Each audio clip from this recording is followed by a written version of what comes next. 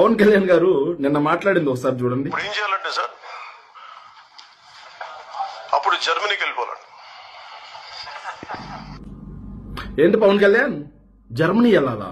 YSR Congress party వాళ్ళు ముందు ఇండియాలో ఏం జరుగుతుందో తమరికి తెలియదు కానీ జర్మనీలో ఏం జరుగుతుందో కావాలి తమరికి. ఏంటి సార్ జర్మనీలో మన రాష్ట్రంలో ఏం జరుగుతుంది, మన పక్క రాష్ట్రాల్లో ఏం జరుగుతుందో కూడా తెలియదు. పిడిటి ఆచార్య గారు ఇచ్చిన వైర్ కథనం అనేది మనం చదవం. అదేవిధంగా 1977లో పార్లమెంట్ లో తీసుకొచ్చిన యాక్ట్ మనం చదవం. 2008-9లో ఆంధ్రప్రదేశ్ అసెంబ్లీలో తీసుకొచ్చిన యాక్ట్ మనం చదవం. కానీ మనం స్టేట్మెంట్లు ఇచ్చేస్తాం. ఎందుకంటే మనం మేధావులం కదా, స్వయం ప్రకటిత మేధావులం కదా సార్. అసలు మన దేశంలో ఏం జరుగుతుందో తెలుసా? మీరు ప్రతినిత్యం అనునిత్యం భుజాన మోస్తున్న బీజేపీ ఉంది చూసారా సార్? ఆ బీజేపీ పార్టీ 3 సీట్లు వచ్చినా సరే ఢిల్లీలో ప్రతిపక్ష హోదా ఇచ్చారు. ఆయన పేరు కూడా ఏం పేరంటే విజయేంద్ర గుప్తా. ఆయనకు ప్రతిపక్ష నాయకుడిగా ఇచ్చారు సార్.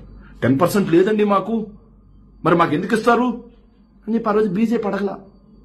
ఎందుకంటే ఆప్కి ఆ రోజు ప్రతిపక్షం గొంతు ఉండాలి అని ఆప్ కోరుకుంది కాబట్టి. అదేవిధంగా 1989 తమిళనాడులో 10% రాకపోయినా జయలలితకి ఇచ్చారు అసెంబ్లీ ఏదైతే ప్రతిపక్ష హోదా, ప్రతిపక్ష నాయకురాలిగా ఇచ్చారు. ఎందుకు ఇచ్చారు? ఆనాడు కరుణానిధి గారు జయలలిత గారు ప్రతిపక్ష నాయకురాలుగా ఉండాలి, ప్రతిపక్షం గొంతు ఉండాలి, ప్రజాస్వామ్యం రక్షించబడాలి, రాజ్యాంగం రక్షించబడాలి అనుకున్నారు కాబట్టి ఇచ్చారు.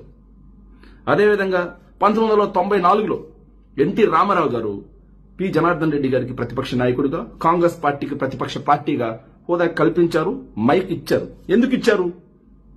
ప్రతిపక్షం గొంతు వినిపించాలి కాబట్టి, సభా హక్కులు కాల రాయకూడదు కాబట్టి, ప్రజా సమస్యలు మొత్తం కూడా అసెంబ్లీలో వినిపించాలి కాబట్టి, అదేవిధంగా రాజ్యాంగం గొంతు నిలిమి చంపకూడదు కాబట్టి వాళ్ళు ఇచ్చారు పవన్ కళ్యాణ్. ఇవన్నీ మనకు తెలియదుగా. ప్రతిరోజు ఢిల్లీ పోయి వస్తా ఉంటావు, కానీ ఢిల్లీలో ఏం జరిగిందో తెలియదు. చిన్నప్పటి నుంచి మార్షల్ ఆర్ట్స్ నేర్చుకున్న తమిళనాడులో ఏం జరిగిందో తెలియదు. ఏదైతే ఎక్కడైతే తమరు ఇల్లు ఏర్పాటు చేసుకుని, ఫామ్ హౌస్ ఏర్పాటు చేసుకుని సినిమాలు చేస్తున్నారో ఆ హైదరాబాద్ అసెంబ్లీలో ఏం జరిగిందో మనకు తెలియదు. కానీ జర్మనీది మనకు కావాలి. సిగ్గుండాలి కొంచెమైనా పవన్ కళ్యాణ్ మాట్లాడే మాటకి.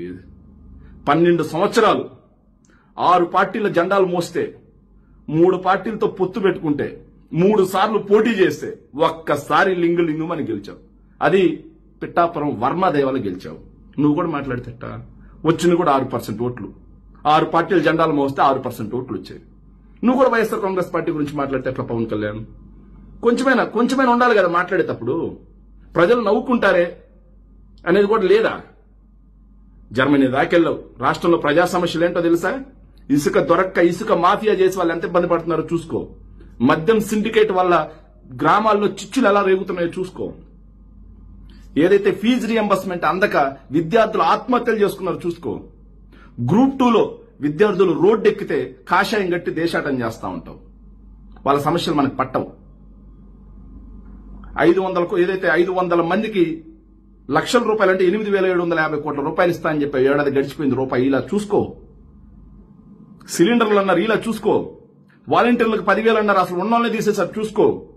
యువతకి విద్యా ఉపాధి అన్నారు, ఉపాధి ఎక్కడ కల్పించారు? ఒక్క ఉద్యోగం ఇలా చూసుకో, ఒక్క పరిశ్రమ ఇలా చూసుకో, నిరుద్యోగ భృతి ఇలా చూసుకో, ఆడబిడ్డ నిధులు ఇవ్వలా చూసుకో, అమ్మ ఒడిలు ఇవ్వలా చూసుకో, రైతు భరోసాలు ఇవ్వలా చూసుకో. నువ్వు పరిపాలిస్తున్న రాష్ట్రంలో ఇన్ని బొక్కలు పెట్టుకొని నువ్వు పరిపాలిస్తున్న పార్టీ ఏదైతే ఉందో మీ కూటమి ప్రభుత్వం వల్ల ప్రజలు అల్లు లక్ష్మణ అని చెప్పి ఇబ్బందులు పడతా ఉంటే ఒక్క సుగాలి ప్రీతి గురించి ఎన్నికలకు ముందుకు మాట్లాడావు. కానీ ఈరోజు గ్రామాన ఒక సుగాలి ప్రీతి ఘటనలు జరుగుతా ఉన్నాయి. దాని గురించి మాట్లాడడానికి మనకు లేదు. కాషాయం గట్టి దేశాటం చేస్తా ఉంటాం. జర్మనీలు, రష్యాలు, ఫ్రెంచ్లు ఇవి కావాలి తమకి. సిగ్గుపడాలి పవన్ కళ్యాణ్ గారు మాట్లాడే మాటకి. ఏంటి అర్థమవుతుందా పవన్ కళ్యాణ్? సిగ్గు కొంచెమైనా పడాలి. ఎందుకంటే అసెంబ్లీలో ప్రజాగలం వినిపించకూడదు, ప్రతిపక్షం ఉండకూడదు, మీడియాలో మాట్లాడకూడదు.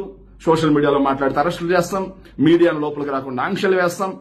దీన్ని ప్రజాప్రభుత్వం అంటారా, ప్రజాస్వామ్యం అంటారా, లేకపోతే నియంతృత్వం అంటారా అనేది ఒకసారి నువ్వు ఆలోచన చేసుకుని తర్వాత మాట్లాడుకోండి.